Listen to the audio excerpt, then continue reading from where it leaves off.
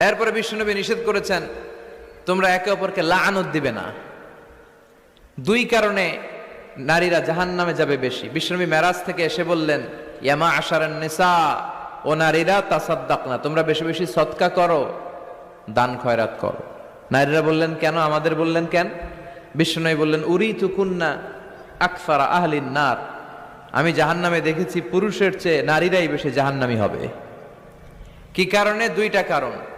তাকফুরনাল আশিরা, সবাই না, অধিকাংশ নারীরাই স্বামীর অস্বীকৃতি করে।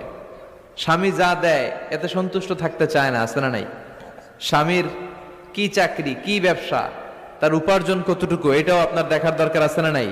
এখানেই তো আপনার সবরের বিষয়। জান্নাত তেমনি এমনি আসবে না বোন, আপনাকে সবর করতে হবে।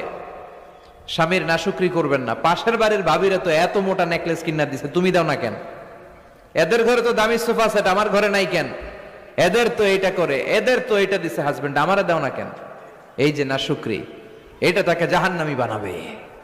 দুই নাম্বার, তুকসিরনা লা'না, তোমরা একে অপরের উপর লানত দাও। নারীরা রেগে গেলেই একজন আরেকজনের লানত দেয়। হেতুর উপরে আল্লাহর ঠেড়া হইতো, হেতুর উপরে আল্লাহর গজব হইতো, মানে তার উপর আল্লাহর গজব পড়ুক। এভাবে ঝগড়া লাগলে এক মহিলা আরেক মহিলাকে লানত দেয়। জুরির বোনেরা অবশ্য এগুলো দেয়টাই না, মাঝে মাঝে দে। আচ্ছা, তো এগুলো করা যাবে না। স্বামীর নাশুকরি করা যাবে না,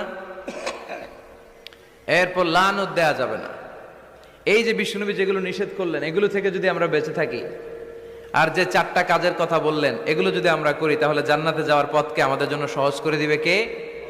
আমি সব সময় নারীদেরকে 6 জন নারীর জীবনী পড়তে বলি। আপনারা